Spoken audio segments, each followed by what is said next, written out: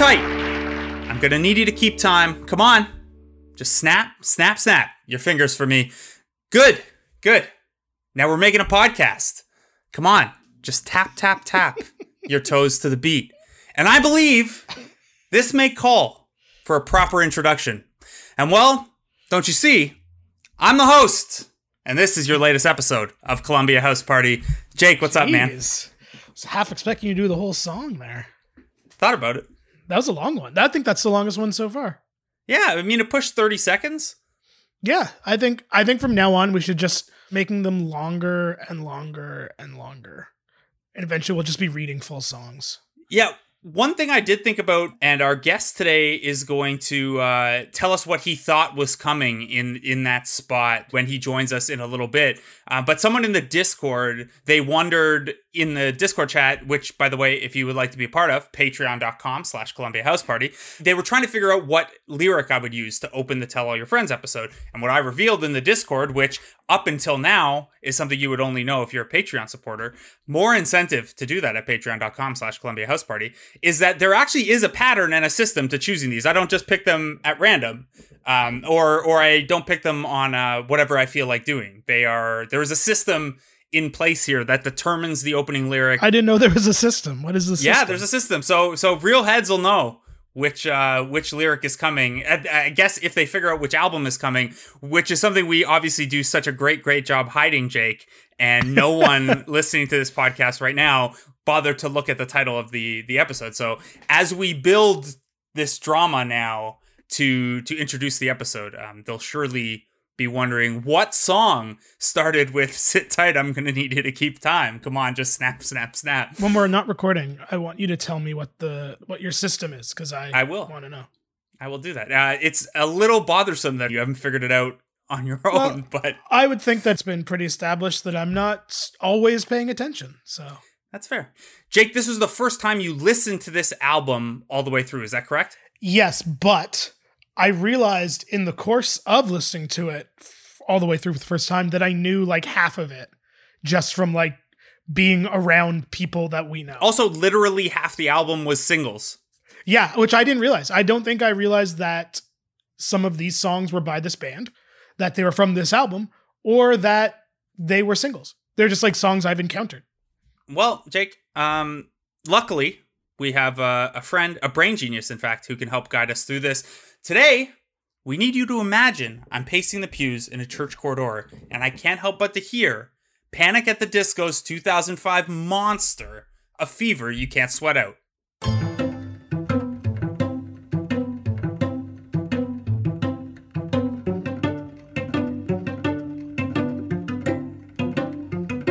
Oh, well, imagine as I'm pacing the pews in a church corridor, and I can't help but to hear, no, I can't help but to hear an exchanging of words. What a beautiful wedding, what a beautiful wedding, says a bridesmaid to a waiter. Yes, but what a shame, the poor groom's bride is a whore.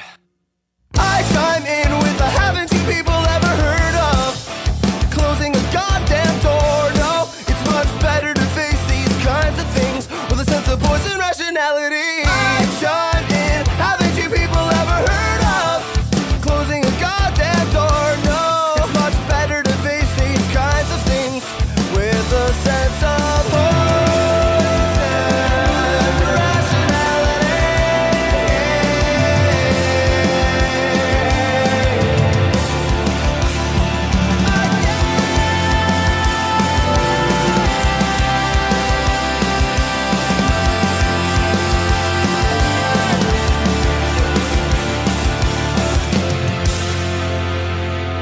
All right, so Jake, you are not, or were not super familiar, or at least you didn't think you were super familiar with Panic at the Disco's A Fever You Can't Sweat Out. So, to help us go through one of my favorite albums when I was in my late teens, early 20s, is a friend of the podcast, a wonderful podcaster himself, the brain genius, Josh Custodio.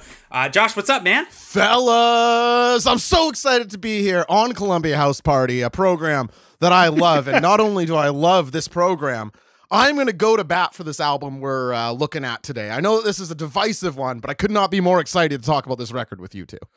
Yeah, we're thrilled to have you on. I've been wanting an opportunity to have you on for a little while now, and this came about.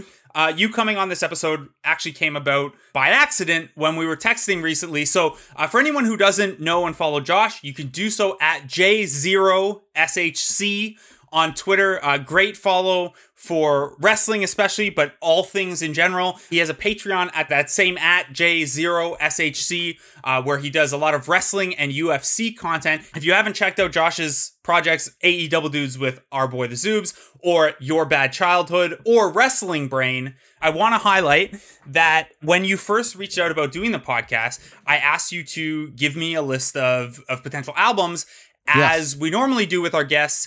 And it was basically, first of all, it was a great list. And it was kind of a top hits of the albums we haven't done yet, but are high on the spreadsheet or have been requested the most.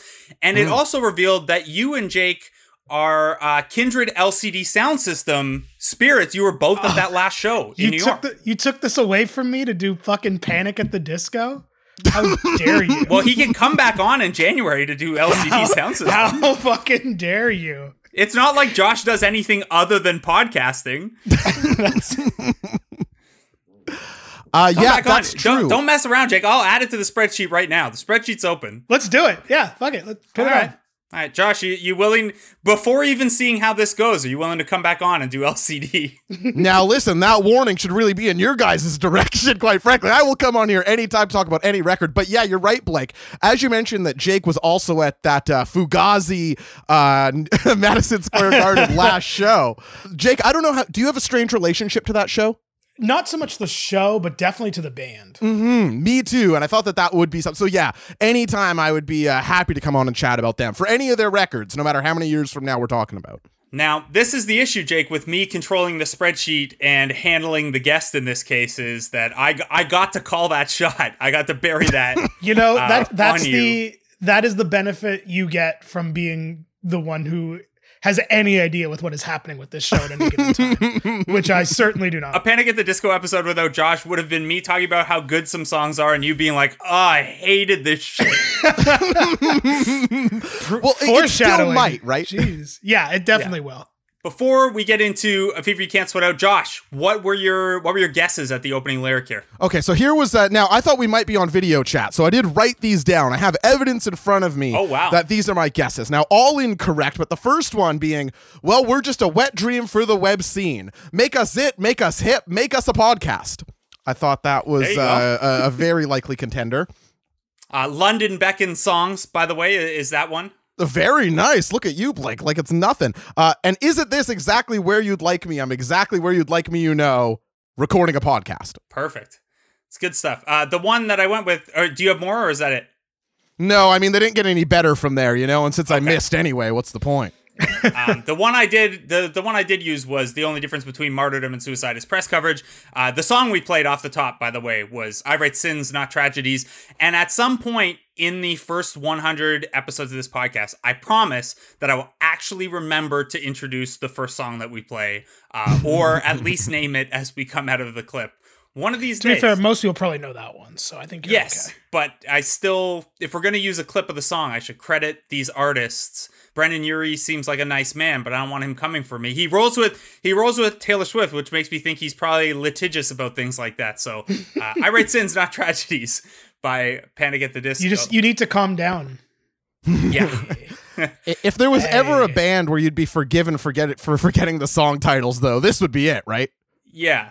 We're going to talk about a little bit the Panic at the Disco Fall Out Boy parallels and how they got unfairly grouped together. And my theory is that more than the Pete Wentz connection or the timing connection, it's the long and nonsensical song titles that made people confuse them sometimes. I'm glad we're going to talk about that because that's like 50% of my notes about this episode.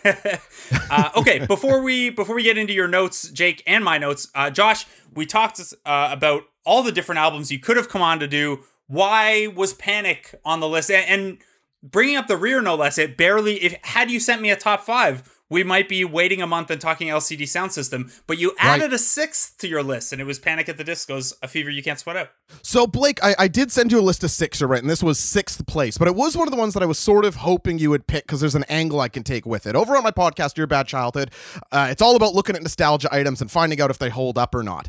And Panic at the Disco's A Fever You Can't Sweat Out sort of happened at a time where I was exiting the pop-punk phase of my life. So it was, I was very into this style of music. It would have made a lot of sense for me to be into Panic at the Disco about a year before this album came out, but I was sort of into the LCD sound systems, the My Morning Jackets, the Modest Mouses. I was in that vicinity. I got to this album late. I actually wasn't into it when it first came out, which I think makes it sort of, I think my relationship to it is sort of an anomaly in that way. But I was like, I'm excited to revisit this album, not only to figure out if it holds up, but if I can figure out why it still managed to sort of hang out as I was dropping that sort of phase of my life. Yeah, that makes complete sense. We're going to dive into some of that and some of the song specifics because, you know, the hanging on to some of those songs or looking back on our connections to them at the time is going to be pretty funny, I think. Jake, you never, like you said, you never really engaged with this album in full. You just kind of like through osmosis of listening to music generally in this area, absorbed some of the songs. Do you have any, I mean, this is probably one that we were going to do this without a guest, but it was going to be a heavy me one. You don't have a ton of connection here, right? No, not at all.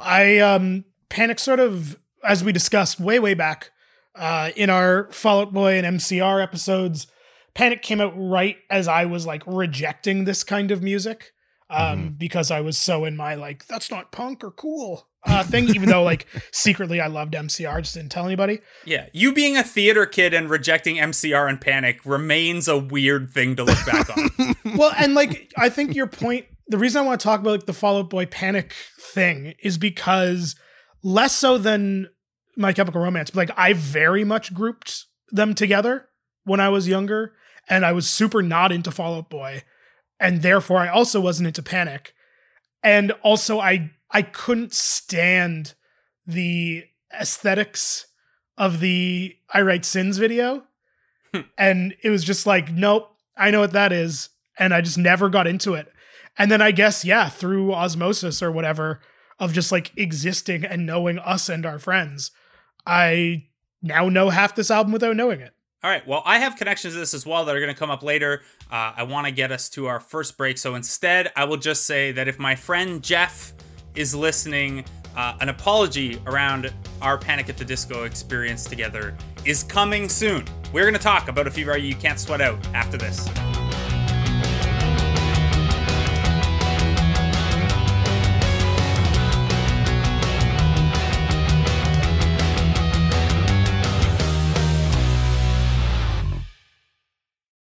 All right, so before we lay it out there for my buddy Jeff, let's quickly go through the band's history, which was very, very short before A Fever You Can't Sweat Out. Now, for anyone who might be confused by us referring to a they for Panic at the Disco because it is now just a Brendon Urie solo project, there are 5 former members, and the band was initially a 4-piece, of whom Brendon Urie was the 4th member and not the initial lead singer. It was created by Ryan Ross and Spencer Smith, who were childhood friends in suburban Vegas.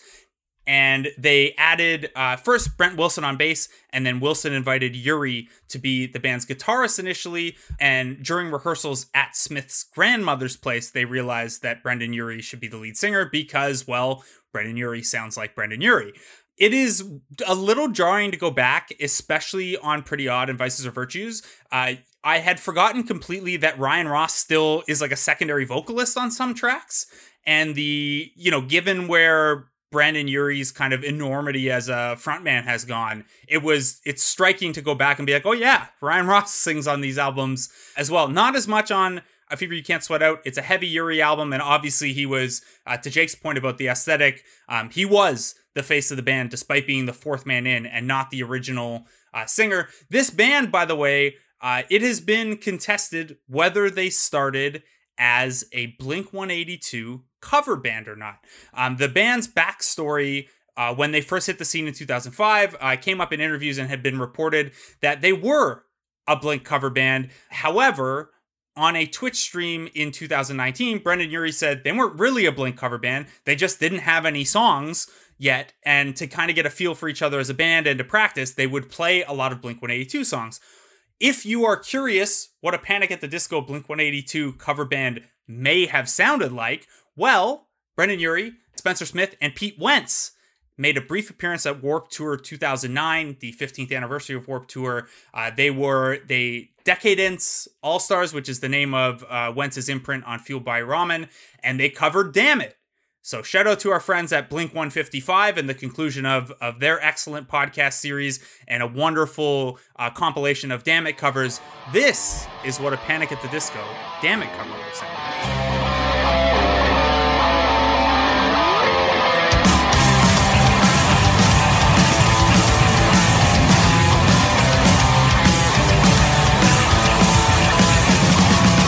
It's alright, tell me what you think about me. I won't try to argue or hold it against you. I know that you leave it. You must have your reasons. The season is cold. Your pictures are folded out.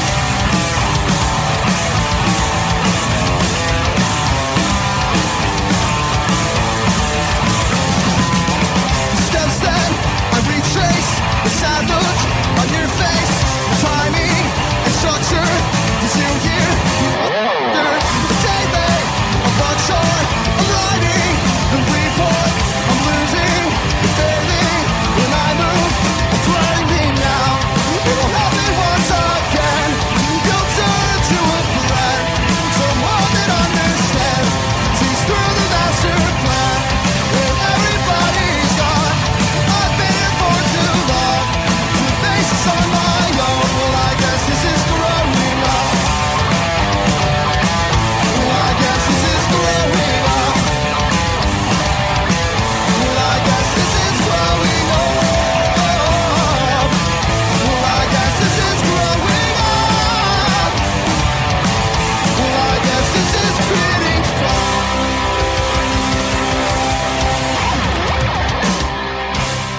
Now, I sent that song to both of you guys ahead of time. Josh, you said you had heard it before, right? I'd seen that clip. Yeah, I don't know if I'd seen the entire performance before, but I'd seen that retweeted into my feed before. Look at Panic covering Blink. What did you think? Yeah, I mean, you could sort of imagine how spiritually this band could have started, like whether they were or weren't a Blink-182 cover band at one point in time. You could imagine, like, spiritually, especially with being Ryan Ross led on vocals, how they would have started that, or that could have been like a good starting point for them. But I'm not crazy about, I'll say their covers in general. There's an exception to that later. But I don't think that this performance in particular captures what I like about Damn It. That's fair. It does capture it. It also, like, it kind of highlights, I guess, that it always seemed like there was a little bit of internal tension, and whether that was like between members or just between the songwriting process and the way that they were marketed and received. But Brendon Urie's vocals are kind of different from, now obviously Patrick Stump has done very well as also a quality vocalist in the pop punk range, but they kind of went stadium rock after a couple of albums. And, you know, so I think, you know, Brendon Urie's vocal abilities maybe were in contrast to what people wanted them to sound like. And had they gone down the more Blink route, I don't know that it hits as well as doing this own thing. I mentioned Fall Out Boy and Pete Wentz. Pete Wentz is a big part of the Panic at the Disco origin story. Via LiveJournal, Panic at the Disco sent Pete Wentz a demo. He left recording sessions for From Under the Cork Tree to meet with them, and eventually signed them to their imprint on Fueled by Ramen, Decadence Records, which is now DC-D2 or D2DC, some acronym like that. The Fall Out Boy connection initially also led to the two bands being grouped together musically, which really isn't all that accurate. Urie and Stump are two of the better traditional singers in the pop punk genre, and both of those groups love these elaborate referential song titles, but that's about where the connection ends. And before we dive into the album itself, let's talk about that Fall Out Boy connection here, because I do think that a lot of people in our general age range probably came to Panic through people saying, you know, the 2005 version of recommend if you like Fall Out Boy. Josh, did you get some of that? And your pushback to that, was that at the time, or has that been a more recent thing when you look back on it? Yeah, I'm thrilled. I think Jake had set out the gate the unfair comparison between Fall Out Boy and Panic at the Disco. And that is actually how I felt about it at the time. I liked some of the Fall Out Boy singles, but I wasn't a huge From Under the Cork Tree or Infinity on High. I like both those albums, but I wasn't as into either of those albums as I was into A Fever You Can't Sweat Out. Now, in terms of which one is aged better, that's a whole other discussion. But I'm like you. I thought, even though you're right, they both are two better technicians, two better sort of pure voices within the pop punk space. Like you say, Fall Out Boy feels a little more stadium rock to me, and Brendon Urie, I can't speak as much to the late career, more pop stuff, but he has a bit more of that theater kid, you know, back of the rafters, big note stuff that I associate with Fall Out Boy. And plus, and that's to say nothing of like all the Baroque and carnival shit going on this record. Yeah, and there was a lot of that. And I want to talk about what their concerts were like after we talk about the album. Jake, the Fall Out Boy connection, do you think that given where you were at that time, like that Fall Out Boy, that forced Fall Out Boy connection was part of the reason you kind of kept Panic at arm's length? I think it's part of it. I also want to say that I actually kind of disagree with both of you. Oh. And maybe it's because I'm coming at this with like fresher ears, but like I totally think that the comparison is fair. And because to me, like, I think Urie and Stump both are very talented vocalists, but like I completely think they sound very close to each other. Like I thought High Hopes was a Fall Out Boy song for a long time. And well, I wish it was a Nobody song, but and listening to this, I feel like I would have thought, I think there's a couple songs here that I also thought were Fall Out Boy songs. Jake, I'll meet you halfway on this one, because I do think that, especially with certain songs, there is, I could see certainly like the coarse, giant course structure is definitely in the blood of both bands. But what about like the electronic breakdowns and the circus noises? Yeah, that's where I was going. I think the second half of the record, because this is a very weirdly sequenced record, which I'm sure we'll talk about. Yes. That obviously musically and instrumentally doesn't sound like Fall Out Boy. It almost feels like, and like Blake, maybe you can tell me if this is true. It almost feels like they were like, okay, we'll write the album that sounds like the bands we want to sound like that are popular right now, and then we'll write the album that we want to make. And the first half of this, up to and including the song titles, which to me just read like budget Fall Out Boy titles, are like, I understand why the band could be frustrated by the comparisons, especially because their leanings seem to be a little different. But like, I totally get why they were grouped together. Yeah, in terms of the song titles, like how many times can you reference Chuck Palahniuk on one album, right? And so, Jake, I will just say this, but I'm going to build off your point about the album sounding like two different half albums. I am going to play a clip here from the song Time to Dance, which is off the first half of this album. And we're going to play a clip of the demo version, and we're going to play a clip of the album version, and I'm going to explain to you after why. So this is Time to Dance, version 1 and version 2.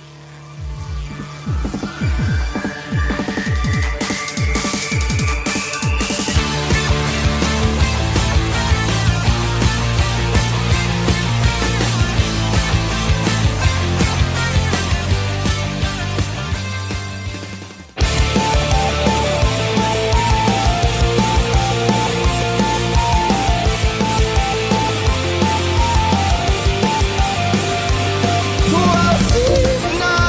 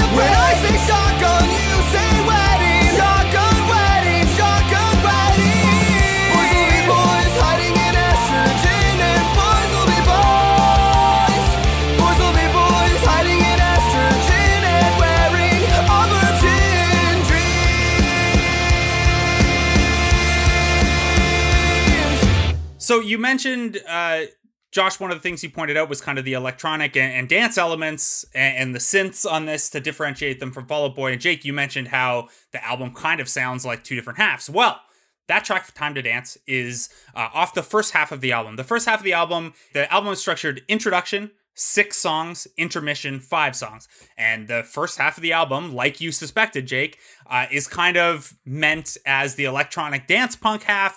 And the second half is more like vaudeville rock. Matt Squire, who they work with to produce this album and has produced bands like everywhere from Good Charlotte and All Time Low to Ariana Grande and Demi Lovato and like Hollywood Undead and Under Oath in between. He had to convince them actually to use the rock songs on the second half. We played I Write Sins Not Tragedies off the top, and that's probably their most well-known song. That is firmly on the back half. That sounds a little more rocky. Time to Dance is certainly not the most popular song off that first half, but I play the 2 different versions so that I can share a connection and get to this apology to my friend Jeff about this album. So in 2005, when this album came out, Jeff, who is a friend of mine from as far back as grade 7 in Cambridge, he was moving out of residence and into a house at the University of Waterloo, and I was helping him move. And as part of that move, we drove from Cambridge to Brantford to go to IKEA, as you do when you live in the region in the 2005 time, and you don't really know where to get furniture. So we hop in his car and we're driving to IKEA and we're playing A Fever You Can't Sweat Out. And Jeff was one of my primary music friends. Earlier that summer, we'd gone to Warped Tour together. And I'm like, Jeff, man, I think you have the wrong version of this album or something. And he's like, no, like I got it when it came out. We argued a bunch about who had the right version of a couple of these songs. And why I need to apologize is that Jeff had the right versions and I swore he had the wrong ones and I had the right ones. There were demo versions of Time to Dance, Kamasato, and Nails for Breakfast, Tax for Snacks that all had kind of dancier, more electronic demo versions that I had because those were leaked copies and I was on that leak shit. But Jeff had the proper versions and I was incorrect. So Jeff, I know you listen to occasional episodes of this podcast when the band suits you. I hope you're listening to this one, and I'm sorry to you and I'm sorry to your Volkswagen for disrespecting the music you put on in that Volkswagen on the way to IKEA. Did either of you guys run into, I guess, Jake, if you weren't a big Panic fan, you wouldn't run into this, but Josh, did you get the, hey, these leaks aren't the real songs experience with this one? You know what? I actually don't think I did with this record, but obviously that's a phenomenon that over my early music listening experience was just happening en masse. I legitimately thought, not to get too off base here, but what was the first single off Sam's Town by The Killers? It Doesn't Look a Thing Like Jesus. What's that song called? When You Were Young. Thank you. When You Were Young. I had a torrent of that had a clip from the radio station beforehand that went K-Rock, and I thought that was part of the song. Yeah. It's like how from like 2008 to 2010, every song that I played in my car started with like DJ Ill Will.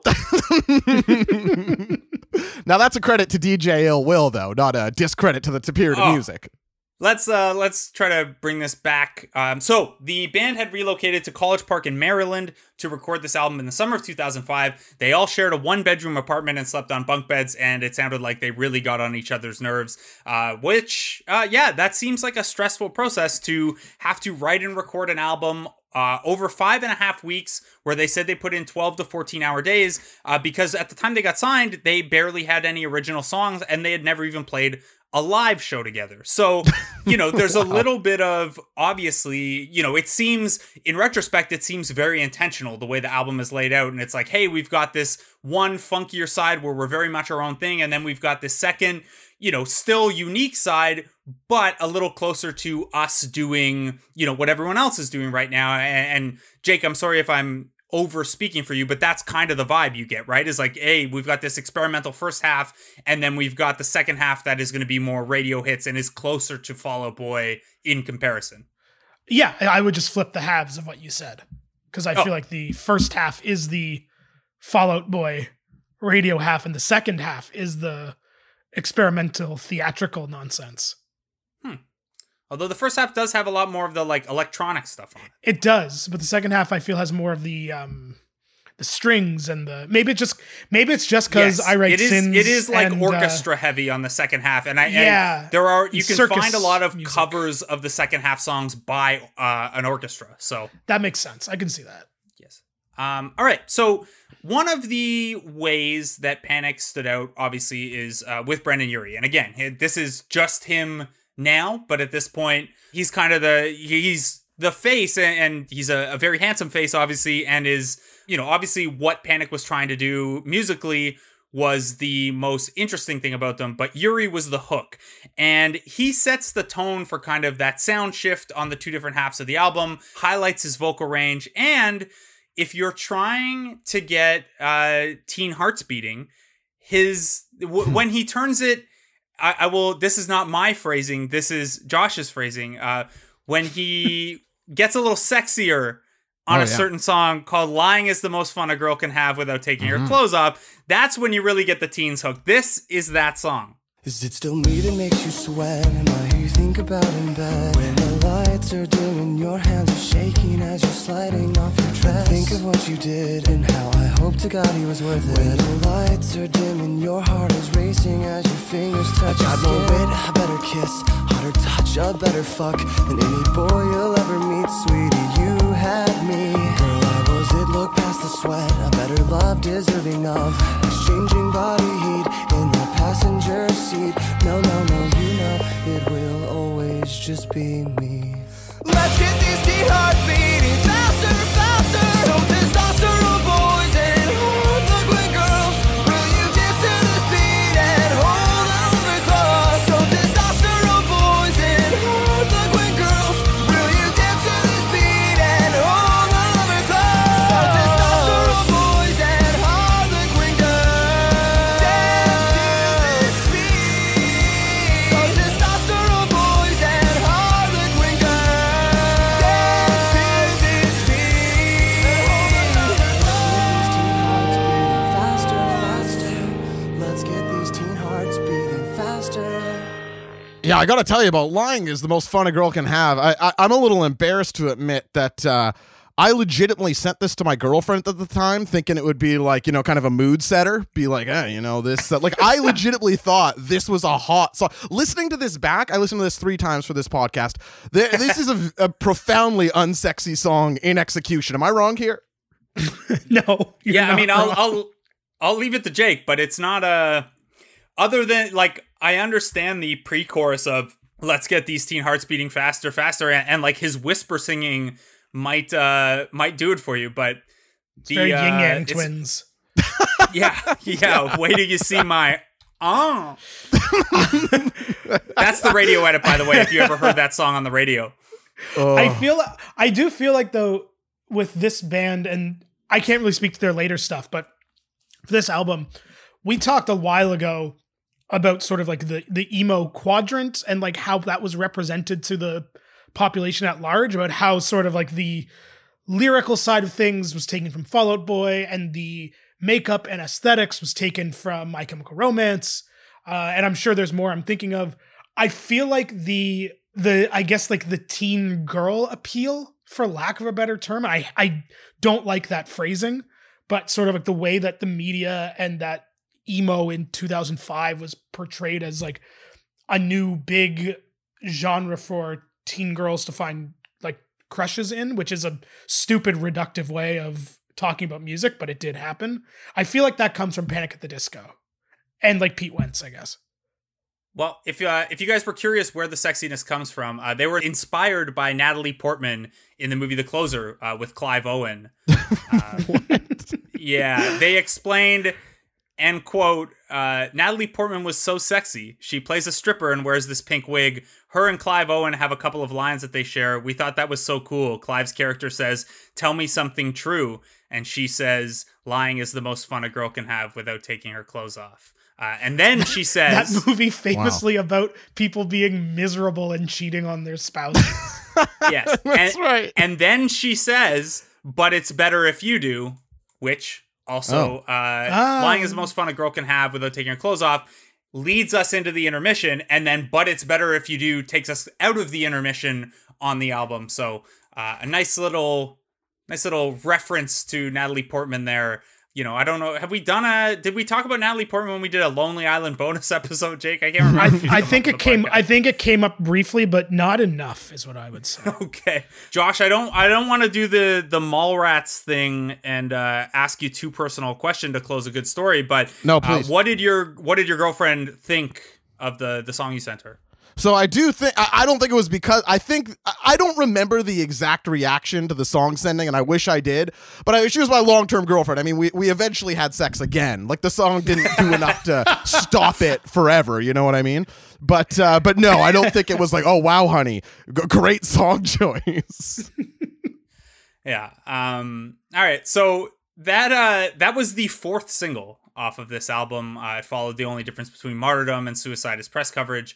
There are a lot of songs, a lot of singles off of this album. 5 of the 11 real songs, we'll call them, to be exact. There is kind of a weird timeline of success for this album. So the pre-album leaks come out, and there's the bit of the Fall Out Boy buzz because Wentz signs them, and then it kind of dies out. Like, they tour with a couple bands, and they're not an immediate success when this album comes out in September of 2005. And then I Write Sins Not Tragedies comes out in early 2006, which kind of helps them explode and leads them into some summer 2006 headlining tours. Jake, I know I Write Sins Not Tragedies, you mentioned, is kind of like where you put up your block to Panic at the Disco. How dare you disrespect the 2006 MTV VMA Video of the Year? But can you explore that a little bit more of just like, you know, it's come up a couple times where a song is just so big and obviously, you know, a band is not defined by their single. Like, Float On is a great Modest Mouse song, but it does not give you an accurate picture of what the rest of that album is like, really. You know, in this case, I Write Sins Not Tragedy does give you a better example of the album. But do you think you would have, digested this album a little differently had one of the other singles been the one that hooked you instead of I Write Sins? I doubt it, because I think I was too deep in my like anti this kind of music narrative. Okay. So I don't think it would have made a difference. I do think it probably would have made me come back to this sooner than this episode. Because that's fair. Because like I like Fall Out Boy now, and I like those records now, and I listen to those records now. I don't want to spoil the final segment, but I really think you would like Vices and Virtues and Pretty Odd. And I do want to check them out because I liked a lot of this too, so now I'm curious. So I think the answer is yes and no. I think back then, no, but as like an adult who can think for myself, then yes. But because I still don't like that song even today. So now, if you had listened to that song and you turned on the album and you were listening to it start to front and you were waiting for I Write Sins Not Tragedies, your first favorite Panic at the Disco song to play, as that ended, you would flow into a song that I can only imagine still has a Pavlovian response for our boy Josh. His former ringtone, I Constantly Thank God for Esteban. Yeah, I paid $3.99 to have the chorus of this song be the thing that happens when my, the little blue clamshell Nokia everybody had. I had that. And every time it rang, strike up the band, whoa, you know? And I remember thinking this was a good choice at one point in my life. Ringtones were an odd craze. It feels absurd, doesn't it? Like, even a couple years after, it feels like the most insane behavior ever. I will say, Josh, having the New Day theme as my ringtone for a while was a nice way to wake up, though. Okay, now I changed my mind. That actually sounds fantastic. If I could just say one thing about the I Write Sins video, I think that it actually, while it did obviously a tremendous amount to break them and introduce people to their aesthetic, I think there were a lot of people who were turned off by that exact vibe they were giving off. Like, I don't know if you two remember Punch Much, the like request by phone video channel Much Music had. But they had a rule where they couldn't play the same two videos back to back. So you'd call in and you'd vote on which video you wanted to be played. But they couldn't do the same two back to back. And there was an era where I swear to God, it would be like a song, then I Write Sins Not Tragedies. Then a different song, now we're back to I Write Sins Not Tragedies. Like for days, every other song was I Write Sins Not Tragedies. And I just remember my social circle being like, the circus band. Like that was the thing in their mind about it. Yeah, it's... I guess one of the weird things about this album is and I realize we're running a little long for this segment, but whatever. I would have sworn that this was a high school album for me. And maybe it's because the leaks came out so early or whatever. But this album being 2005, and obviously I know it's 2005. There is a reference in one of my tattoo sleeves to just how good a year in pop punk 2005 was. There is not that this really qualifies as pop punk, but close enough for our purposes. I don't know. It was a high school album in my head, and that it's not is a little surprising to me. I guess it was for you, Jake. I forget how old you are, Josh. Was it high school for you? So it would have been in my grade 12, but I didn't listen to it until after high school. So it was pathetic. I know. It was my Even first worse. year university. Yeah, I was in university out of high school being like, what's up with this Panic at the Disco all the 13-year-olds are talking about?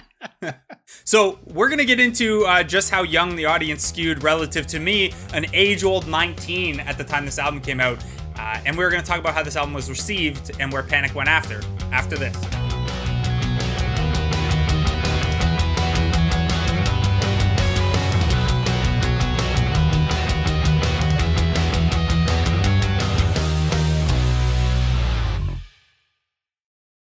All right, so as you may have gathered from all of our own conflicted or changing feelings over time, A Fear You Can't Sweat Out was received divisively. And in retrospect, it's still received fairly divisively. The reviews and takes are all over the place.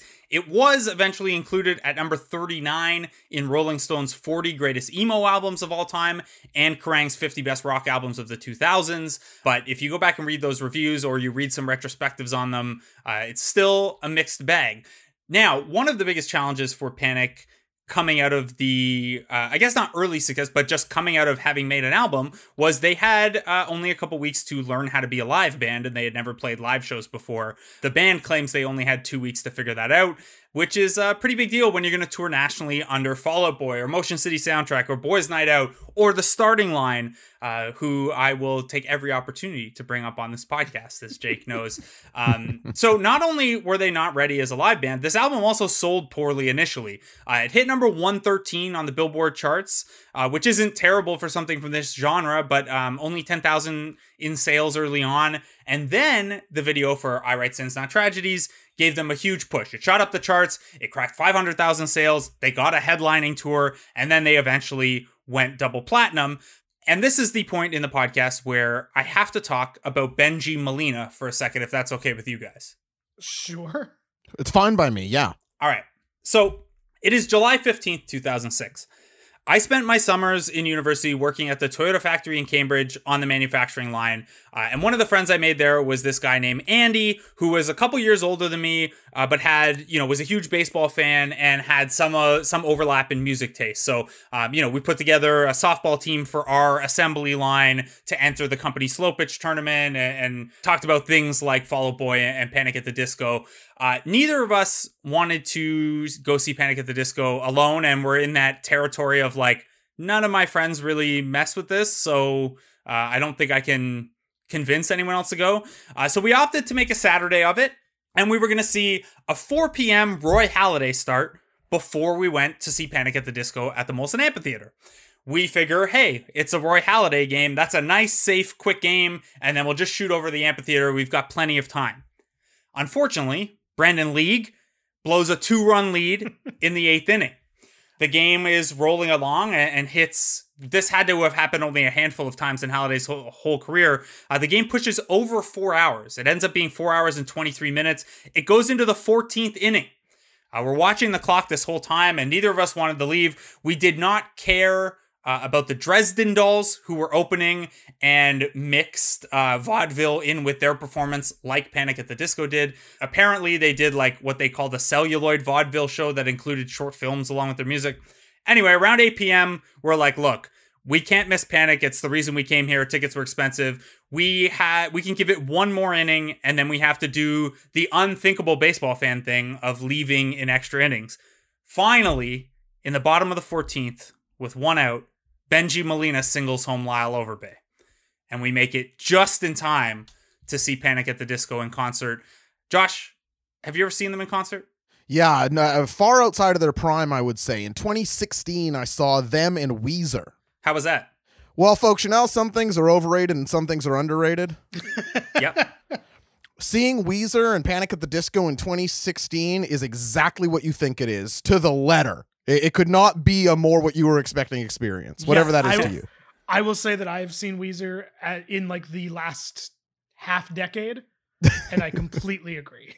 I haven't seen Weezer since 2010, so I think that was maybe at the edge of it still being a fun experience. It's still fun, but it is exactly what you think. Sorry, you know what I'm talking. You know what I mean. Anyway, so I went to see 2006 era Panic at the Disco, and not only were Andy and I two of like the only people there that could drink. The has to be the shortest beer line in the history of the Molson Amphitheater, which is now Budweiser Stage.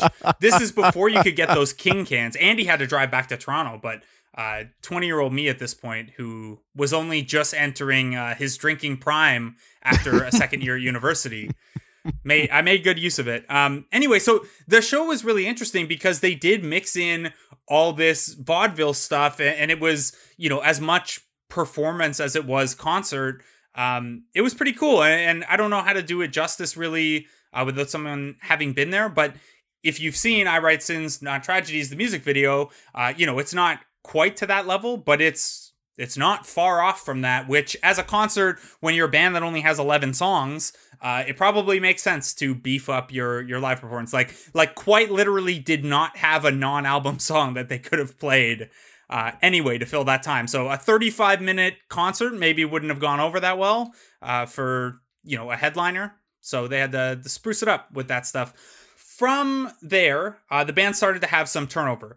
Wilson alleged he was kicked out of the band without explanation or apology, and the band later countered by saying, well, he wasn't developing musically enough, and Brendon Urie actually had to re-record all the bass parts on the album because Wilson wasn't up to the task. You know, there wasn't a ton of turnover in the time between, you know, they've had 5 other members play those 3 roles. But like I said, after their 4th album, the last 2 have just been Brendon Urie's solo projects, technically. The albums that did follow were Pretty Odd in 2008, Vices and Virtues in 2011, and Too Weird to Live, Too Rare to Die in 2013.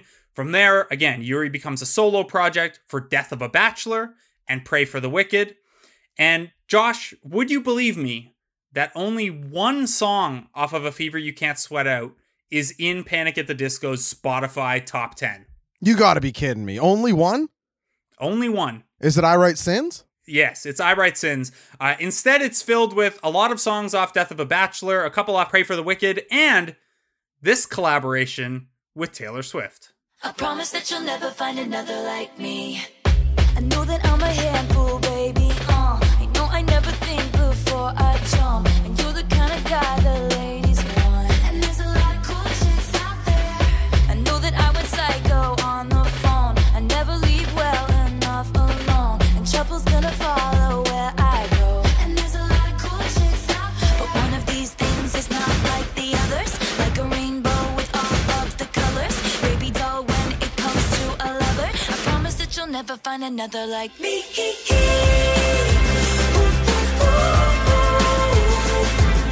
I'm the only one of me. Baby, that's the fun of me.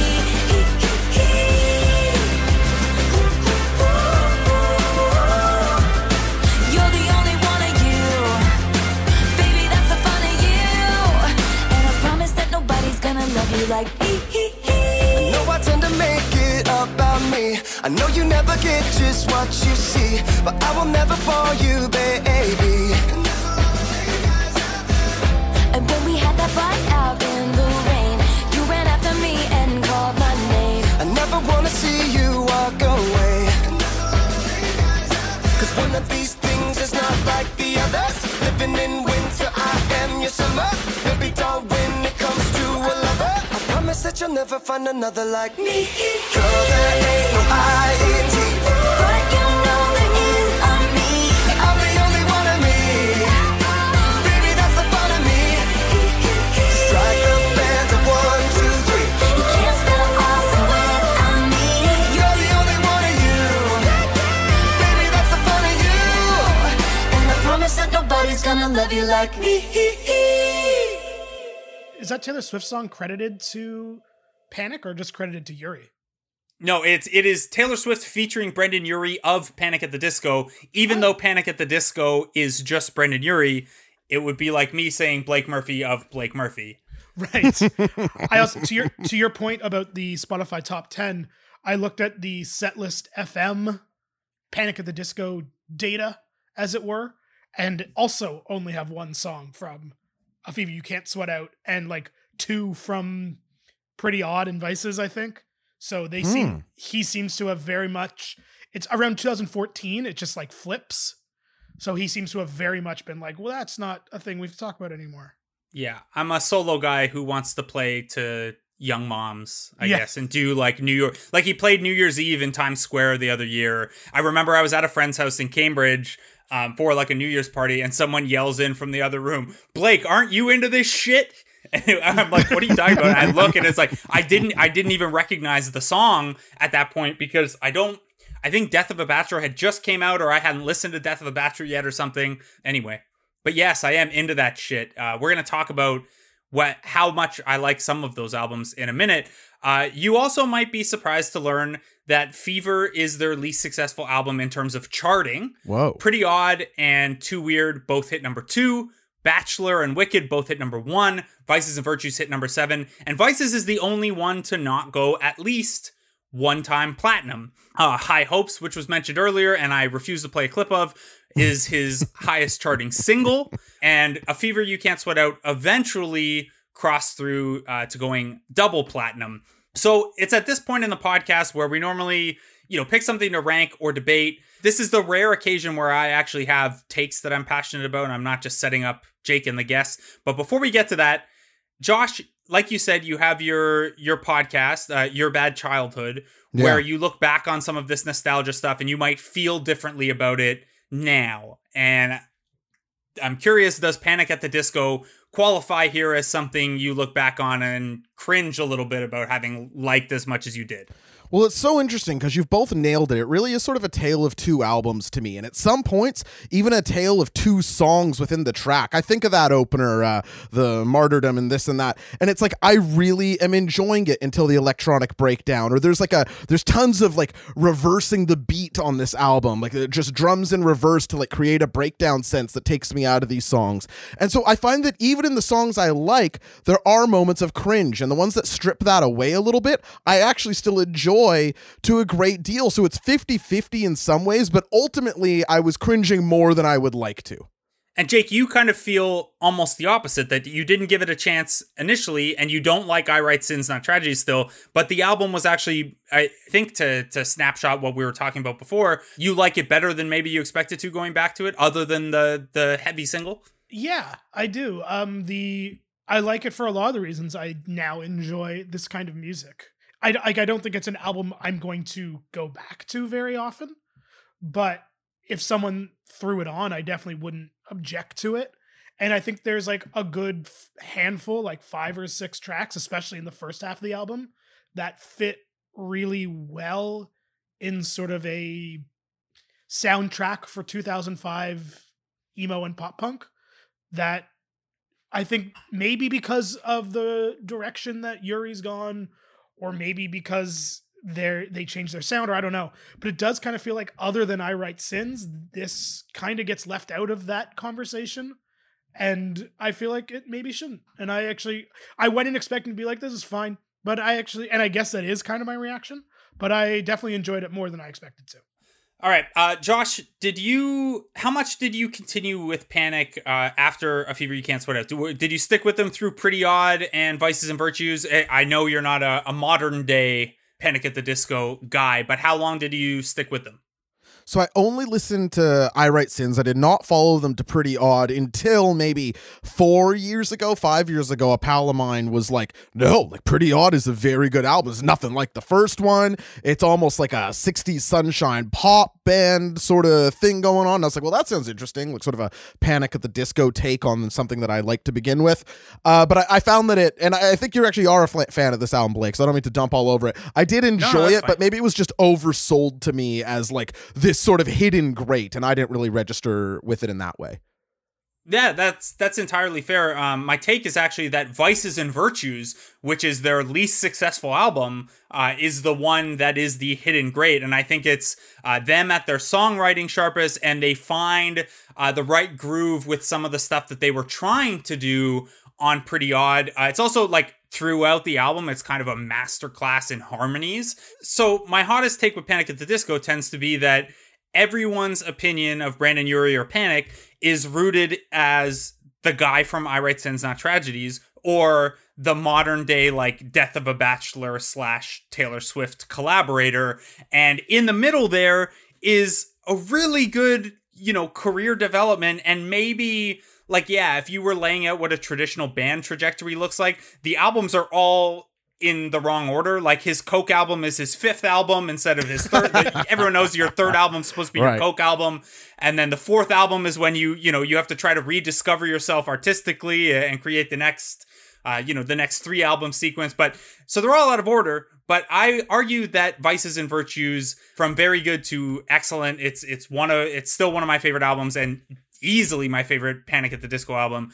And then I would argue that Pretty Odd and Death of a Bachelor are both good and slept on because of, again, people anchoring to the initial Panic at the Disco or what he is now. I don't have a ton of time for Pray for the Wicked or Too Weird to Live, Too Rare to Die. Like, Too Weird to Live, Too Rare to Die just seems like a band at the edge of their time together, which they were, and Pray for the Wicked just didn't do it for me. But Death of a Bachelor as a first like solo pass is actually pretty good with some pretty catchy songs. Also some very cheesy songs that set up that Taylor Swift collaboration very well. But yeah, that's my hot take, is that as much as I appreciate A Fever You Can't Sweat Out and a lot of the songs on this and what the place that it held for me in 2005 and 2006, Vices and Virtues is by far the best Panic album, and slept on because of kind of the enormity of A Fever You Can't Sweat Out as like a cultural snapshot. So if you guys have the time and the energy, I recommend Vices and Virtues. I'll give it a listen. I will take you up on that. Yeah, sure. Yeah, I mean, do it. Especially like Josh, if you liked Pretty Odd, like especially how Pretty Odd contrasts to A Fever You Can't Sweat Out, I think Vices and Virtues, like they figured a lot of that stuff out that maybe didn't get all the way there on Pretty Odd. So that's encouraging. That's the path that I would hope that they would have gone down. Yeah, and it's a little folkier too, so I think it like in terms of like an album trying to hold up for 10 years, like it's not as I don't know, it's less like genre dependent. It's just kind of a standalone thing is pretty good. Anyway, we are not going to rank Panic at the Disco albums here. I have made my take clear, and you guys both really only care about A Fever You Can't Sweat Out. So what we're going to do instead, Josh, this is normally the time in the podcast where we choose a song from this album for the mixtape. And whether that's our favorite or the one we feel best represents the discussion or the one the guest wants on there for some other reason, we can go a lot of directions with this. Before we do that, Jake, I want your top songs off the album, since you are someone who came to it later and doesn't like the song that most people for sure know from the album. I would say that my favorite is Introduction and Intermission. No, London Beckon songs about money, blah, blah, blah. I really liked. I think Time to Dance kicks ass. I won't lie. Yeah. That song's great. That song should be bigger than it is, but it's better if you do. I think as much as I don't like that second half as much, I think that's the best example, I guess, of that, like what they were trying to accomplish there, whether or not I think it fully worked or not. So I would say those are my 3 favorites. And like, I would say that first half, so like Only Difference till Intermission, any of those are totally fine by me. Except maybe Lying is the Most Fun a Girl Can Have, because that song's weird. The chorus is good. But it's so sexy. And it does do a good job highlighting how we, vibe with music as teens and early 20s versus looking back on it. Josh, I know you're very fond of I Constantly Thank God for Esteban, which, if anyone was curious, if you look on genius.com, where you can see how many times people have looked up the lyrics for songs, 10th out of 11 on the album. Oh, wow. Sleeper pick. I would say that despite paying money for it in the past, and maybe that's part of why it is not here, that isn't the one I'm going to put forward here. I actually like the songwriting on a couple of these songs more than I thought I would, and Nails for Breakfast, Tax for Snacks is actually kind of like an interesting song to me.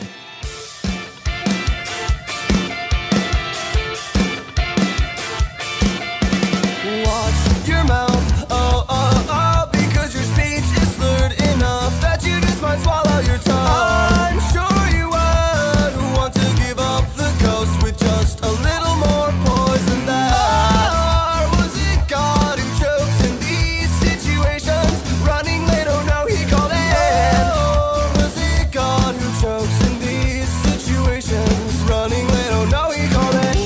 The hospice is a relaxing weekend getaway where you're a cut above all the rest. Sick and sad patients on first name basis with all the top physicians. Prescribe pills, I'll set the shakes, I'll set the pills. You know you should take it a day at a time. Prescribe pills, I'll set the shakes, I'll set the pills. You know you should take it a day at a time. The hospice is a relaxing weekend getaway where you're a cut above all the rest. Sick and sad patients on first name basis with all the top physicians. So, sorry, Jake, I can't remember. Was that in your okay list or in your reject list? That's in my okay list. I'm fine with that. All right. Nails for Breakfast, Tax for Snacks. Going on this is the weekly me typing into the microphone. Nails for Breakfast, Tax for Snacks. Going on the mixtape. Can I just say one thing that I can't stop thinking about this record? Yeah. I love this program, and I love coming on because I always learn so much between the two of you. You both are such great minds for music, and I get to learn things. And Blake said something right before we cut to the song, the Taylor Swift one, and I can't stop thinking about it. You're telling me there was a guy who threw away the Panic at the Disco meal ticket because he couldn't get good enough at bass? Yeah, apparently.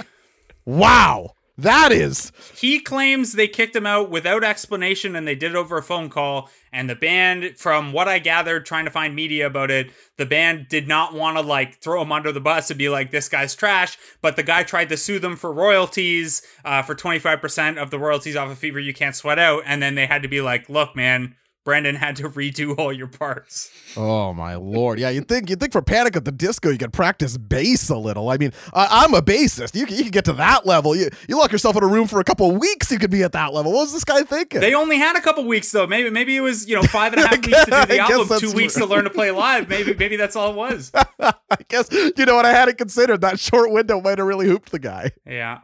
Oh man. Josh, do you have any other takes on the album or Panic before we wrap things up here? I just want to say that there is space for my life in a band that entirely makes songs like But It's Better If You Do. There's room in my life for that. I went back to that one a couple times at the end of that. It's not my favorite. I don't think it represents the album the most. But like you called out, exiting intermission just into this sort of like loungy, I'm not saying it's a Billy Joel song, but like evocative of something a little bit more in that sphere, certainly than the rest of the album. I could get into a band doing more of that thing.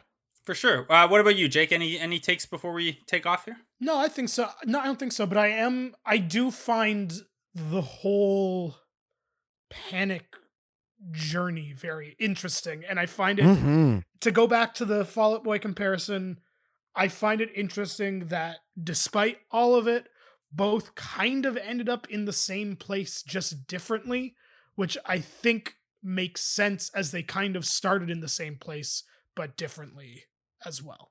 Cool. All right. Well, so Nails for Breakfast, Tax for Snacks, going on the mixtape from Panic at the Disco's A Fever You Can't Sweat Out. Josh you can get all his wrestling stuff, Wrestling Brain, all his UFC stuff, and the Cruiserweight Classic special, New Japan breakdowns. I've been on a couple times. I love it. He is, to spoil a part of what I assume is going to be in his Cruiserweight Classic breakdown, he is the Kota Ibushi of podcast guests. Oh, Josh, wow. Thank you so much, man. You two are the best. Couldn't appreciate it anymore, and I hope you both have a wonderful evening. We would also like to thank producer Dylan, who has to take all this mess and put it in a cohesive podcast and work all those music cues in and everything. We could not do it without him. So thank you to Dylan.